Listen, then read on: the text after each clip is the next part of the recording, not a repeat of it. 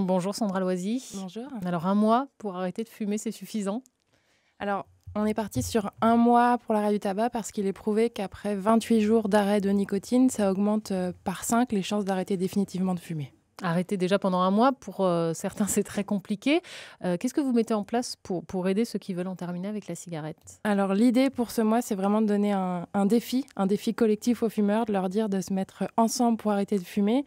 Et partout en Île-de-France, il y a différentes actions qui seront mises en place pour sensibiliser les fumeurs, pour les inciter à arrêter et les soutenir dans leur démarche d'arrêt. Comment on les incite à arrêter? Comment on les soutient?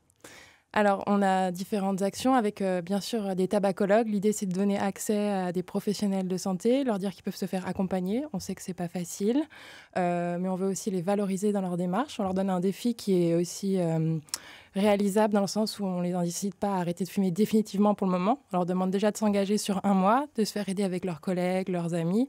Et puis, ils peuvent également aller consulter un tabacologue gratuitement en appelant le 39 89. À quoi ça sert un tabacologue? Qu'est-ce que ça va leur apporter? Il y a différents accompagnements, déjà de voir quel est le type de dépendance. Il y a plusieurs types de dépendance. Certains sont dépendants physiquement, d'autres comportementalement, psychologiquement. Donc d'essayer de voir ce qu'apporte la cigarette à la personne et puis ce qu'il devra mettre en place le jour où il décide d'arrêter de fumer. Donc là, demain, 1er novembre, comment pallier cette dépendance. Vous incitez beaucoup sur les amis, les collègues, et pourtant parfois certains qui arrêtent de fumer hésitent à le dire à leur entourage parce qu'ils ont peur d'échouer. Pourtant, quand on prend les autres un peu à témoin, c'est plus facile.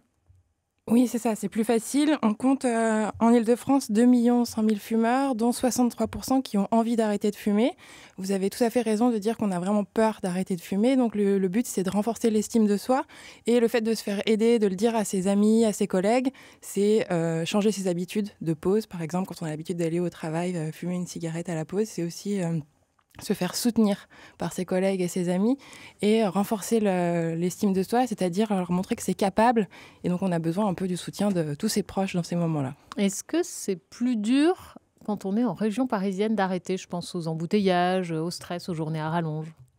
Alors, le stress est un vrai facteur de consommation de tabac. Après, plus dur, je ne pense pas, parce que chaque fumeur va nous trouver une raison, que ce soit les embouteillages, que ce soit le type de travail, les collègues qui fument ou les raisons d'arrêter de fumer. Donc non, je pense que chacun a une bonne raison de fumer. Et Une c'est bonne pas plus... raison ou une mauvaise excuse? Voilà, une mauvaise excuse peut-être.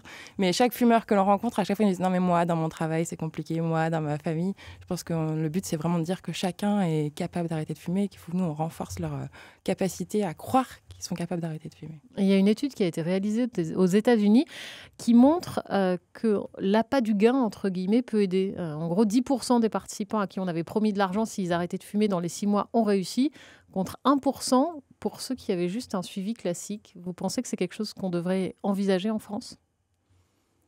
Je ne sais pas, comme ça, il faudrait que je lise l'étude.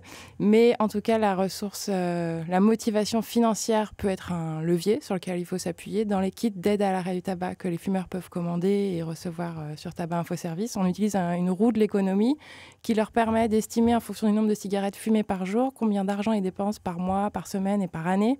Et ça, c'est un vrai leitmotiv pour arrêter de fumer, pour voir combien d'argent ils pourraient économiser et du coup se payer quelque chose qui leur ferait plaisir. Ça veut dire que l'augmentation du prix de tabac, c'est aussi un levier?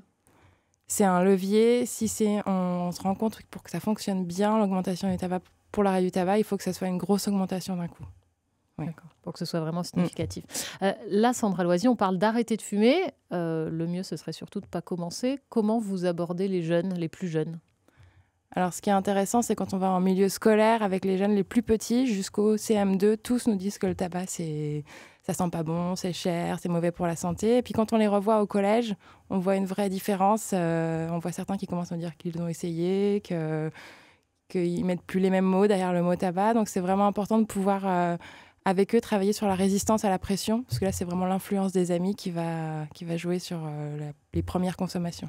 Bon, merci beaucoup, Sandra Loisy, d'être plaisir. venue nous parler de ce mois sans tabac qui débute donc demain. Et bon courage à tous ceux qui voudront essayer.